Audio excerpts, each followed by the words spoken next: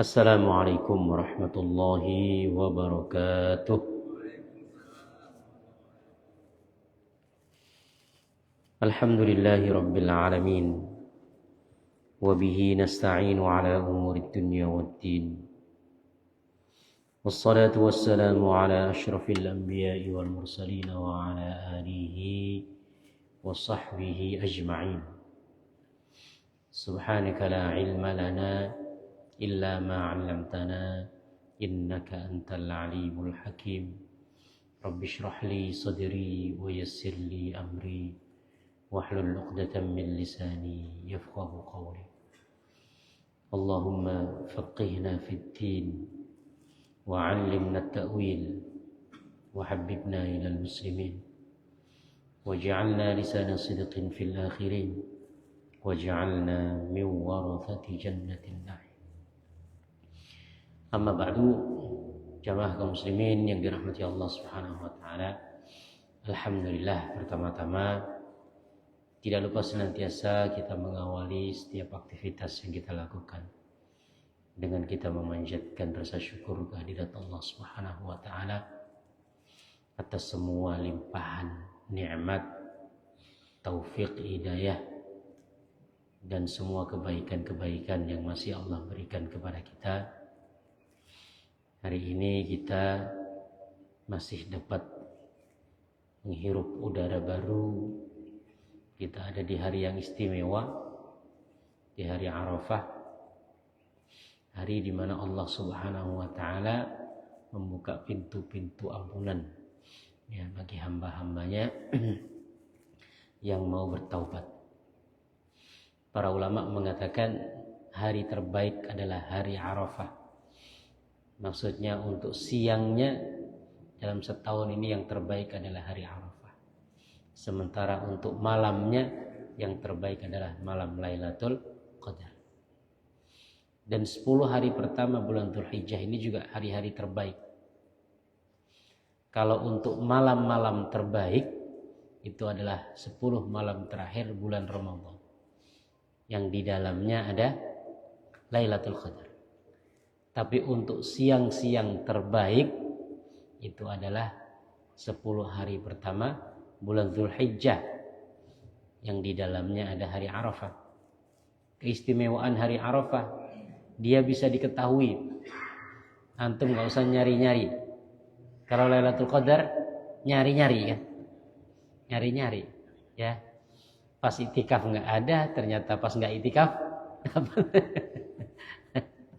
nah, tapi untuk hari Arafah ini antum udah bisa, ya kan? Jadi nggak usah nyari-nyari, udah ketahuan. Tinggal bagaimana kita memanfaatkan, ya. Maka ya kita maksimalkan semampu yang bisa kita lakukannya untuk memperbanyak kebaikan di hari ini, terutama berpuasa di hari Arafah. Rasulullah mengatakan puasa hari Arafah, aku berharap mampu menghapuskan dosa setahun ke depan dan setahun ke belakang. Kita tetap melanjutkan kajian kita untuk kitab Saidul Khatir, ya, memburu lintasan pikiran. Kitab yang ditulis oleh Al-Imam Abdurrahman Ibnul Jauzi rahimahullahu ta'ala. Kitab tentang nasihat-nasihat berdasarkan hasil pengamatan ya, yang beliau lakukan terhadap kehidupan di sekitar beliau atau yang beliau alami sendiri. Ini mana sekretaris kita? Pak Indra kemana tadi? Oh, ke belakang. Bapak Mulkan, tolong melanjutkan sampai mana kemarin? 174. Oh ya, silakan Pak Mulkan ya.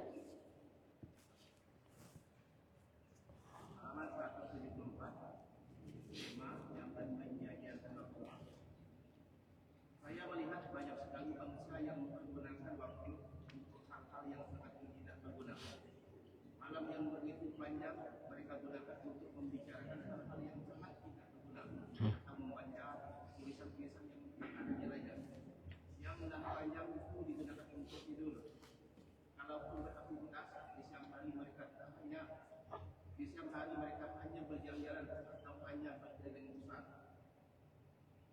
Ya. Waktu. Bahasa Arabnya apa waktu? Wal asr. Waktu itu sudah bahasa Arab. Tidak usah mikir. Waktu itu udah bahasa Arab, ya kan? Jadi waktu itu ya udah bahasa Arab yang terserap ke dalam bahasa Indonesia. Maka bahasa Arabnya waktu ya waktu. Terus gimana? Wal asr, demi waktu. Ada enggak wal waktu? Adanya wal asr, demi waktu. Jadi sebenarnya wal asr itu ya satu bagian dari waktu. Waktu apa? Waktu asar. Ya. Seperti wadduha. Demi waktu juga wadduha itu. Tapi waktu duha. Nah, kata asr ini dia bisa berarti waktu, asar. Bisa berarti zaman. Tetapi sebagian ulama mengatakan sebenarnya wal asr itu ya lebih cocok diterjemahkan atau diartikan demi waktu dalam artian waktu asar. Kenapa? Karena mengimbangi waktu-waktu lain yang Allah sebutkan. Wadduha, wal fajr, ya kan? Kalau wal fajr demi apa? Demi waktu fajar, ya kan? Tapi kalau diartikan demi waktu ya juga waktu juga. Demi waktu fajar. Kemudian wadduha demi waktu duha, wal asr demi waktu asar, ya kan? Wal lail, ya, wan nahar. Allah Subhanahu wa taala bersumpah demi waktu banyak sekali di banyak ayat. Nah, kebanyakan kita ya tahunya cuman itu, wal asr itu. Padahal sebenarnya sumpah Allah demi waktu itu banyak sekali. Ya. Tadi itu ya. Duha waktu duha, fajar waktu fajar. Kemudian malam waktu malam, siang waktu malam, ya kan? Wal laili idza yaghsha wan nahari idza tajalla. Ya kan? Waktu apa lagi? Was subh, ada enggak? Ada. Was subhi idza tanaffas. Dan demi waktu subuh. Jadi subuh itu disebut juga fajar, di Al-Quran dua-duanya disebutkan. Ya. Was-subhi idza tanaffas. Dan waktu subuh ketika bernafas. Maksudnya ketika mulai manusia itu beraktivitas. Seakan-akan mulai berdetak. Ya kan? Kehidupan ini mulai berdetak pagi-pagi seperti ini. Jamaah kaum muslimin yang dirahmati Allah Subhanahu wa taala. Dalam ilmu tafsir itu dikatakan, kalau Allah bersumpah dengan sesuatu, maka menunjukkan hal itu penting. Satu saja sesuatu dijadikan Allah alat untuk bersumpah, itu sudah menunjukkan pentingnya hal itu. Apalagi kalau Allah bersumpah beberapa kali, ya kan? Dan dengan bagian-bagian yang ada dalam dirinya. Dirinya maksudnya yang ada dalam waktu itu. Tadi ya, demi waktu secara keseluruhan Allah bersumpah. Tapi bukan hanya waktu secara keseluruhan, bahkan bagian-bagian dari waktu itu pun Allah bersumpah demi itu semua. Ya kan? Jadi kalau Allah bersumpah demi waktu saja, itu sudah menunjukkan waktu penting. Tapi ternyata tidak cukup di dalam Al-Quran. Allah juga bersumpah demi bagian-bagian waktu. Seakan-akan waktu ini bukan hanya secara umum dia penting, bahkan bagian-bagian paling kecil dari waktu itu pun penting. Ya kan?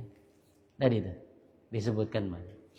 Waktu ini punya beberapa karakteristik, punya beberapa sifat. Apa sifat waktu? Pertama, waktu ini cepat berlalu. Betul tak? Semakin hari semakin cepat. Kawan-kawan sekalian mungkinlah merasakan dulu ya, ketika masih kecil atau ketika masih remaja, kita merasa punya banyak waktu untuk melakukan banyak aktivitas. Ya, tapi sekarang itu kok kayaknya sat. Ya, tiba-tiba zuhur, tiba-tiba asar, tiba-tiba maghrib, tiba-tiba, ya kan? Tiba-tiba Ramadan, ya kan? Tiba-tiba Idul Adha. dan lain sebagainya, cepat sekali. Dan ini salah satu tanda dekatnya hari kiamat. Rasulullah mengatakan, la taqumus sa'atu hatta yuqbadul ilmu wa yataqarabaz zamanu wa yakthurul haraj. Tidak akan datang hari kiamat sehingga ilmu itu ditahan. Ilmu diangkat oleh Allah. Jadi semakin susah menemukan ulama yang berilmu. Kemudian yang kedua, yataqarabaz zaman. Waktu, zaman, masa semakin terasa cepat, semakin berdekatan. Yang ketiga, wa yakthurul haraj. Dan banyak peperangan. Udah ada semua belum? Tiga-tiga ini udah semua. Ya, tinggal nunggu hari kiamatnya. Berarti kan Rasulullah mengatakan, tidak akan datang hari kiamat sampai 3 hal ini terjadi. 3 hal ini sudah terjadi. Jadi berarti tinggal nunggu, ya kan? Tinggal nunggu. Ya, ulama semakin susah kita dapatkan, ya. Yang mumpuni ya. Kalau hanya bisa naik mimbar banyak. Yang bisa naik mimbar nih. Kalau ustadz semakin banyak lah kan. Tinggal ditambah UST. Tinggal di belakang UST. Ya, tapi ulama kan ya semakin susah memang. Karena semakin orang tidak terdorong untuk belajar ilmu agama. Ilmu agama itu semakin susah peminatnya, semakin sedikit. Ya, yang dianggapnya tadi tidak menguntungkan secara duniawi, dan banyak orang sekarang ya lebih condong kepada dunia. Ya intinya itu yang kita rasakan sekarang. Kemudian zaman semakin cepat, ya kita semua merasakan itu. Ya, nah, apalagi dengan banyaknya fasilitas, banyak kenikmatan yang kita miliki. Kenikmatan itu membuat waktu terasa cepat, betul tak? Kita tuh lagi seneng, Pak. Kayak cepet tuh ya. Tapi kalau lagi susah, kalau lagi susah nih, tidak ganti-ganti, ya kan? Coba kalau lagi banyak duit ya. Nah, tiba-tiba. Tapi kalau duit udah nggak ada gitu. Kapan awal bulan? Ini awal bulan lama banget gitu. Dan tidak ada duitnya. Tapi kalau pas awal bulan cepet itu, set, ya kan? Pas ujung-ujung bulan, kapan awal bulan gitu. Nunggu gaji. Nah, kita semakin hidup ini kesini semakin nikmat. Kalau waktu sama, dari dulu sampai sekarang ya 24 jam. Peredaran zaman ya begitu-begitu aja. Ya. Allah tidak mengurangi, tidak melebihkan. Ya, peredaran zaman seperti itu.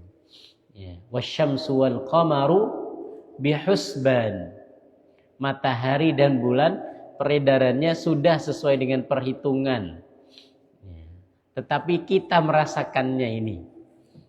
Itu yang pertama. Yang kedua, kita semakin banyak menggunakan waktu ini untuk hal-hal yang tidak bermanfaat. Betul ya? Sehingga tadi ya, waktu terbuang. Maka keberkahan waktu itu hilang. Ulama-ulama zaman dulu dengan sekarang, ya waktunya sama. Orang zaman dulu dan sekarang waktunya sama. Saya kemarin itu dengar video tentang pembangunan piramida. Piramida di Mesir itu kan sampai sekarang masih menjadi misteri. Bagaimana bangunan itu bisa dibangun? Bagaimana bisa menyusun batu besar-besar seperti itu? Batunya besar. Ya. Satu batu bisa sampai 80 ton. Ya, dan ukurannya lebih besar daripada, mungkin ada yang sampai semihrab ini. Potongan batunya. Ya kan? Itu dulu gimana ngangkatnya sampai ketinggian berapa, mungkin berapa ratus meter ya, nggak tahu. Kalau hotel sekarang itu katanya bisa sampai berapa lantai, ratusan lantai. Bisa ngangkat, itu kerennya. Keren. Zaman dulu pakai keren apa itu? Ya kan? Dan bisa presisi. Bisa sampai, kalau cuma numpuk-numpuk aja kan gampang. Ini numpuk dengan apa namanya ya? Dengan model seperti itu. Dan piramida itu ada di kawasan namanya Giza. Kawasan padang pasir. Padang pasir, bukan bebatuan. Maka sampai sekarang juga ilmuwan itu bingung, dapat batu dari mana? Dapat batu dari mana? Itu kan batu yang disusun. Sementara kawasan itu kawasan padang pasir. Ya, kalau antum di pantai kan gampang kita bikin istana pasir, ya kan? Tapi nyari batu dari mana? Kalau ditelusuri kawasan terdekat yang ada batunya itu kemudian di daerah namanya Luxor atau di Aswan. Itu nyebrang laut. Kemungkinan berarti mereka sudah punya alat transportasi atau kapal, alat transportasi laut yang bisa mengangkat batu-batu sebesar itu, yang bisa sampai 80 ton. Kan nggak mungkin ngangkat satu batu. Itu kalau dihitung ribuan batu. Artinya orang zaman dulu bisa membangun kayak gitu. Katanya itu dibangun memakan waktu sekitar 20 tahun. Kalau dihitung-hitung 20 tahun pun, ya sebagian ilmuwan yang menghitung sekarang, paling cepat piramida itu dibangun 20 tahun. Itu pun kalau dihitung-hitung 20 tahun itu siang malam nggak ada liburnya. Istilahnya kerja terus itu, 24 jam 20 tahun. Jadi kemungkinan, ya namanya orang butuh istirahat, kemungkinan dibangun lebih dari itu. Tapi ada hasilnya gitu kan. Ada hasilnya. Yang sampai sekarang orang masih ya memperkira-kira, mengira-ngira. Maka Al-Quran sendiri kan menyampaikan bagaimana. Dan ini kemujizatan Al-Quran, Pak. Piramida itu di zaman Nabi belum ditemukan. Jadi peradaban Fir'aun yang membangun piramida itu kan sekitar 3.000 sampai 4.000 tahun sebelum Masehi. Ya, kerajaan itu pernah besar di tempat piramida sekarang gitu ya. Sekarang itu padang pasir. Dulu mungkin pusat peradaban mungkin ya. Nah, tapi kemudian ya namanya manusia silih berganti peradaban itu. Akhirnya hancur peradaban itu. Kemudian gak ada orang yang menghuni lagi. Jadi itu di tengah padang pasir yang katanya baru ditemukan sekitar 1800-an piramida itu. Baru ditemukan. Artinya orang kan pindah kan, peradaban pindah ke Mesir kota atau pindah ke kawasan-kawasan lain sehingga peradaban itu nggak ada yang ya sudah hilang gitu aja. Nah, baru ditemukan sekitar 1800-an kalau saya nggak salah ya, atau 1700-an. Ketika Mesir dijajah oleh Prancis. Ya, mungkin salah satu pasukan itu mungkin ke padang pasir kemudian nemu ada bangunan apa. Itu kalau dari jauh kan enggak kelihatan. Ya kan? Kalau dari jauh kan pusat kota Mesir sekarang udah jauh dari Giza itu. Nah, di Al-Qur'an itu sudah menyampaikan tentang sinyal atau indikasi adanya piramida. Padahal di zaman Nabi itu mungkin orang belum tahu kalau ada piramid itu. Al-Quran mengatakan apa? Wal fajr wal layalin ashr wasyaf'i wal watr wal laili idza yasr hal fi dzalika qasamun lidhi hijr alam tara kaifa fa'ala rabbuka bi'ad irama dzatil imad allati lam tukhlaq mithluha fil bilad wa thamud alladhina jabu as-sakhra bil wad wa fir'auna dzil autad. Dan Fir'aun, penguasa-penguasa Mesir yang memiliki tenda-tenda. Ya kan? Piramid itu kalau kita lihat kayak tenda. Di zaman Nabi, wallahu a'lam, di zaman Nabi itu belum tahu ada piramida itu. Karena tadi baru ditemukan 1800-an. Memang peradaban itu pernah besar, tapi kemudian hilang peradaban itu. Ya, peradaban berpindah ke kawasan lain sehingga orang nggak ada yang tahu. Maka kadang-kadang ya di suatu tempat gitu kan, oh baru ditemukan ini bekas-bekas kerajaan A, kerajaan B karena orang sudah pindah. Ya kan? Nah, artinya Al-Qur'an sudah ngasih indikasi Fir'aun tuh punya tenda-tenda. Ya kan? Baru kemudian ditemukan ya berapa ratus tahun setelahnya gitu ya. Nah, ini tentang waktu. Waktu cepat berlalu. Yang selanjutnya di antara keistimewaan waktu atau sifat waktu itu tidak bisa kembali, ya, tidak bisa mundur, tidak bisa berulang.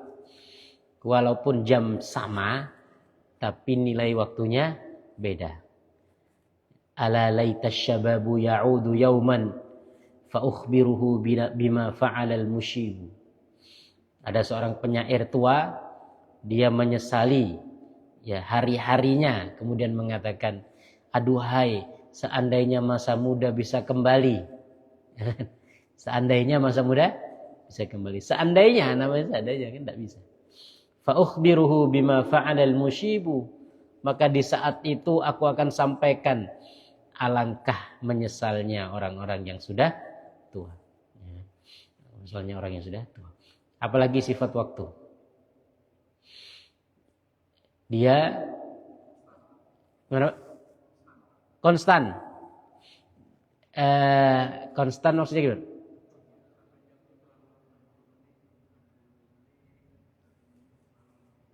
Oh gitu ya.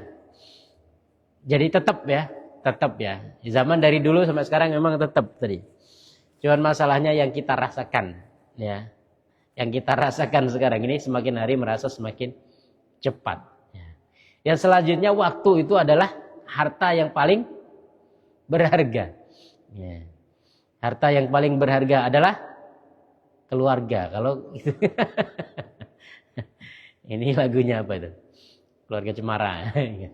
Nah, harta yang paling berharga adalah waktu. Antum kalau punya barang yang berharga, kira-kira anggaplah punya mobil nih. Mobil yang mahal apa? Ferrari gitu ya. Kira-kira dipakai sembarangan enggak? Ke pasar dibawa, ke pantai dibawa, ke ini dibawa. Enggak ya? Pasti pelit justru. Semakin mahal barang itu semakin apa? Semakin jarang digunakan, betul enggak? Betul. Semakin barang itu mahal, justru semakin dia jarang digunakan. Ya orang punya barang-barang mahal itu malah banyak cuman di ini aja, disimpan aja. Ya, paling kalau punya mobil seperti itu dengan mobil tambang, pakai mobil tambang gitu. Ya, pakai mobil odong-odong. Apalagi kalau di Indonesia serempet dikit. Nah, kita kan sayang, jangan ke pasar nih. Ya. Apalagi pas lebaran-lebaran gini, waduh udah itu kanan kiri baratin. Tapi kalau mobil biasa, hantam aja kan gitu. Jadi ketika kita mengetahui suatu barang itu mahal, kita pelit untuk menggunakan. Nah, waktu ini mahal, tapi justru kita buang-buang gitu ya. Kita buang-buang, kita mubazirkan. Seharusnya pelit waktu itu. Maksudnya pelit itu keluar sedikit harus ada banyak manfaatnya. Jadi keluar waktu sedikit harus ada manfaat yang banyak. Gitu kan?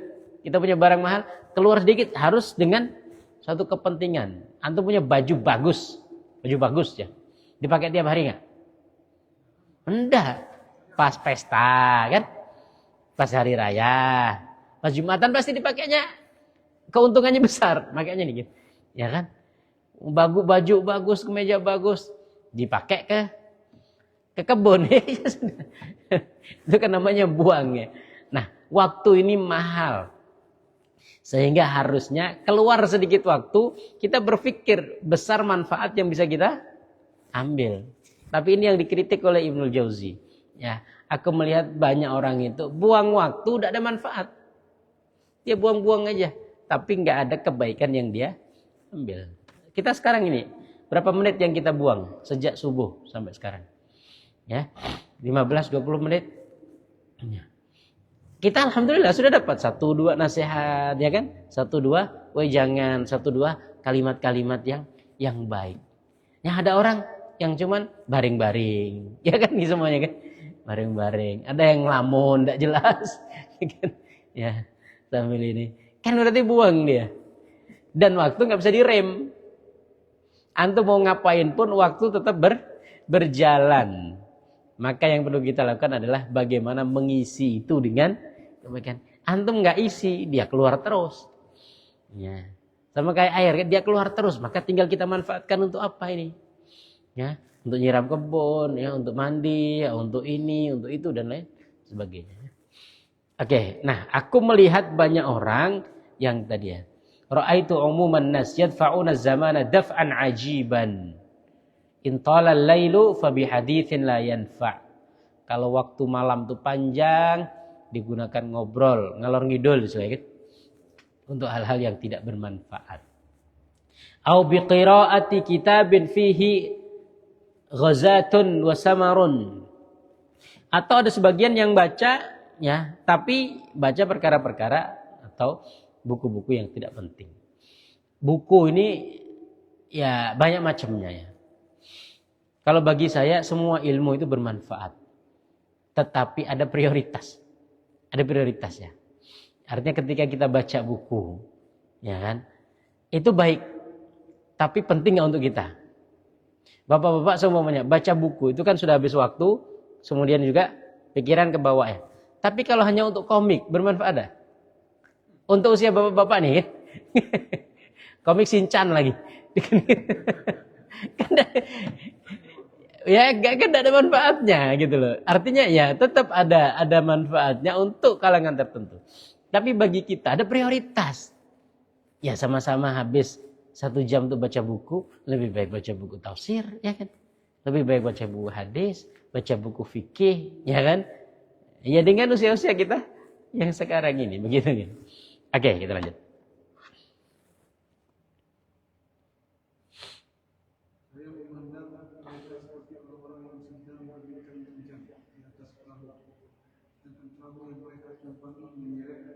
Mereka entah kemana.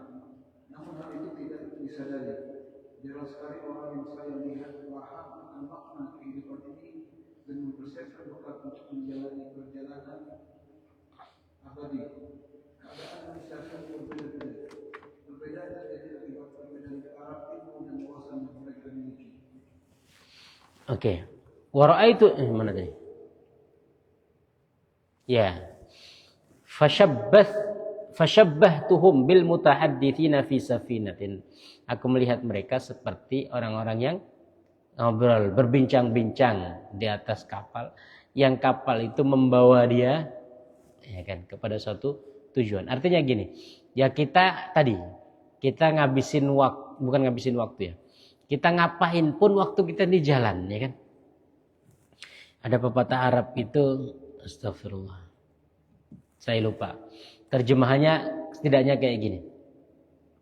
Tidaklah setiap orang melainkan seperti orang yang menunggangi kuda. Ya kan? Dia menuju suatu tempat, meninggalkan suatu tempat. Ya kan? Dia menuju kuburannya, meninggalkan dunianya kan. Artinya kita ini dalam menjalani waktu seperti orang yang naik kuda, berjalan terus. Berjalan menuju apa? Menuju tempat, ya kan? Yang Allah tentukan untuk kita, menuju akhir batasan hayat kita gitu ya. Wa mal mar'u illa raqibun dhahra umrihi.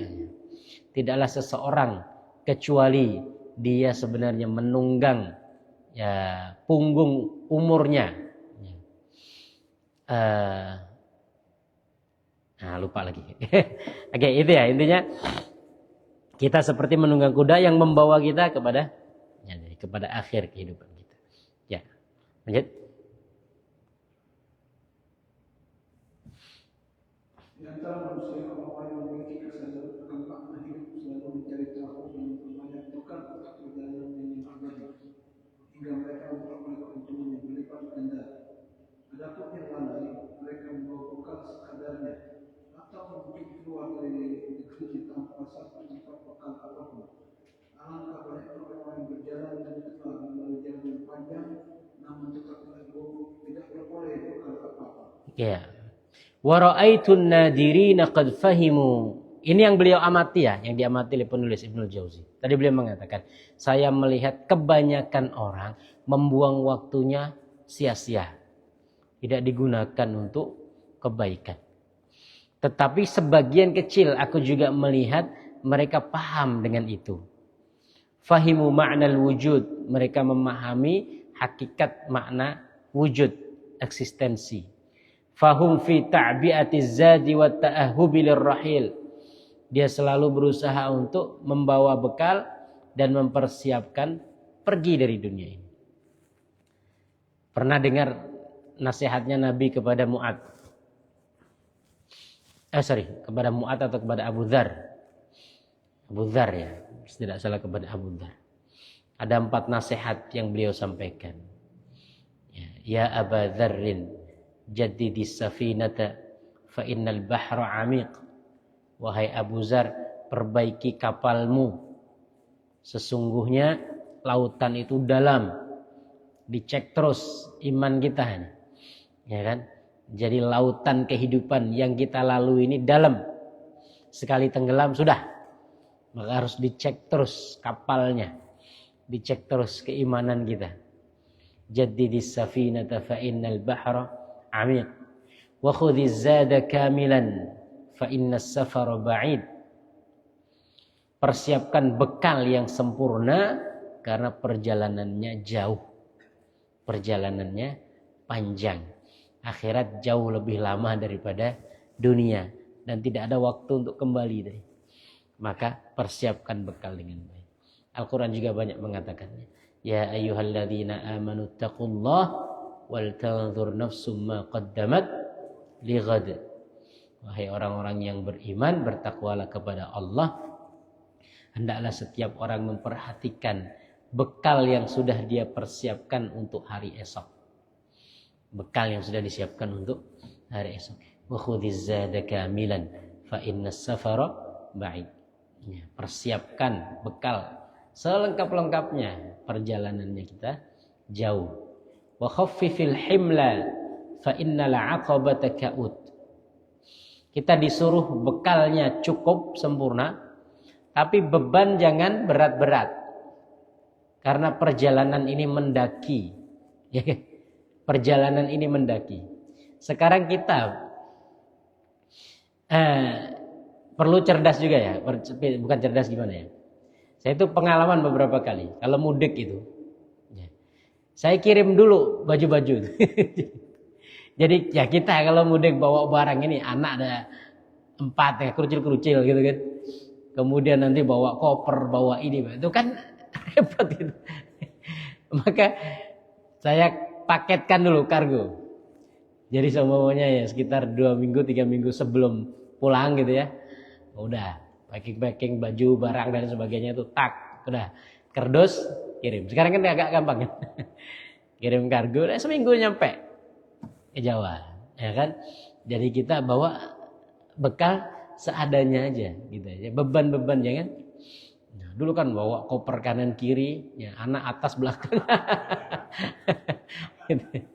Kadang-kadang bawa mobil pun tetap tidak muat, ya kan? Wah, barang anak-anak kecilnya lebih banyak daripada kita. Ya kan? Inilah itu. Maka ada yang pernah ngusulin gitu. Ustaz, kirim aja dulu barang-barang itu. Betul juga saya bilang.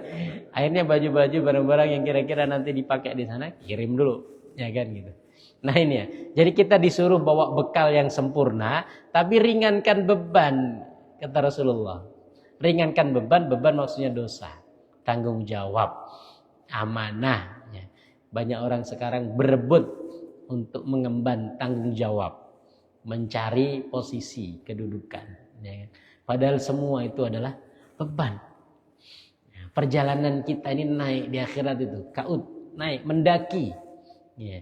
Falaqtahamal aqabah. Falaqtahamal aqabah. Aqabah itu artinya tangga, undakan gitu. Ya. Nah, itu. Nah, di sini juga sama. Rasulullah juga mengatakan membedakan antara orang yang cerdas dengan orang yang bodoh. Pernah Rasulullah bersabda, Al-kayyisu man dana nafsahu wa amila lima ba'dal maut. Orang yang cerdas itu adalah orang yang menundukkan nafsunya dan mempersiapkan bekal untuk hari setelah kematian. Hari setelah kematian. Berarti setelah kematian itu ada kehidupan yang jauh lebih panjang. Maka kalau lagi ngubur, jangan kita mengantar ke peristirahatan terakhir. Nah, itu bukan, belum tentu istirahat, Pak. Soalnya kan, karena itu belum tentu istirahat tuh jenazah itu kan. Kita bawa, kita hantar ke peristirahatan terakhir, ya kan. Yang pertama belum tentu istirahat, ya kan. Karena di situ dia lagi ditanya mempertanggungjawabkan setiap amalan yang sudah mereka lakukan. Justru Rasulullah mengatakan, doakan untuk saudaramu, sesungguhnya dia sekarang sedang ditanya. Mungkin nggak tahu juga, mungkin peristirahatan terakhir itu mungkin orang-orang yang ya bisa jadi ya kebawa dari orang-orang yang nggak meyakini adanya akhirat. Jadi sudah dikubur, udah terakhir selesai, ya kan gitu. Dianggapnya istirahat, rest in peace, ya kan? Istirahat dalam damai ya. Kalau kata Nabi, dah banyakin doa untuk saudaramu nih. Dia lagi diinterogasi nih. Ya. Dunia kemarin udah istirahat ya, sekarang justru baru susah-susah. Yang kedua, itu bukan tempat terakhir. Kematian adalah perpindahan dari satu kehidupan kepada kehidupan yang lain. Maka Rasulullah mengatakan orang yang cerdas, yang mampu menundukkan hawa nafsunya, dan amila lima ba'dal maut, beramal untuk hidup setelah kematian. Ya. Wal ajizu, dan orang-orang yang lemah akalnya atau yang bodoh. Ya. Man ittaba'a hawahu, orang-orang yang mengikuti hawa nafsunya, wa tamanna 'ala Allahil amani, dan dia berangan-angan kepada Allah. Berangan-angan itu maksudnya ya pengen hidup ini, pengen masuk surga, pengen itu, tetapi tidak pernah beramal. Tidak ada kebaikan yang dia lakukan. Ya kan? Jamaah yang dirahmati Allah Subhanahu wa ta'ala. Udah habis? Udah paragraf terakhir sudah tadi ya? Habis Pak Indra? Oke. Apa tuh? Oke, coba habis. Oleh sebab itu, gunakanlah sebaik umur Anda dan bersegeralah sebanyak-banyaknya. Carilah ilmu, carilah hikmah, berlombalah dengan waktu, lawanlah nafsu dan carilah bekal sebanyak-banyaknya. Tatkala semuanya telah terlambat, tak akan berguna lagi bagi sebagian Anda. Ya. Dan banyak sekali ya bagaimana Allah mengingatkan kita tentang waktu. Al-waqtu kasayfi in lam taqta'hu qata'aka. Waktu itu seperti pedang. Kalau tidak kita manfaatkan pedang itu untuk kebaikan, maka dia yang akan memenggal kepala kita. Umar bin Khattab pernah mengatakan, gunakan waktu untuk kebaikan. Kalau enggak, Anda akan menggunakannya untuk keburukan.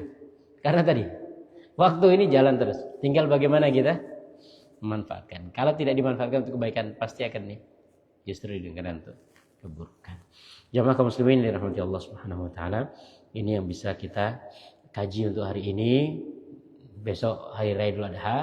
Selamat hari raya Idul Adha. Mudah-mudahan semua ibadah yang kita lakukan, termasuk ibadah kurban, diterima di sisi Allah Subhanahu wa taala. Ya.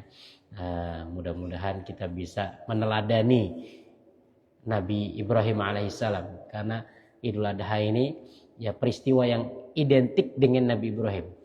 Ya, jadi Dzulhijjah ini kalau menurut saya bulannya Nabi Ibrahim. Karena amalan kurbannya kembali ke Nabi Ibrahim, hajinya juga kembali ke Nabi Ibrahim. Dan Nabi Ibrahim salah satu di antara nabi yang banyak dikisahkan dalam Al-Qur'an, sifat-sifat dan kebaikan.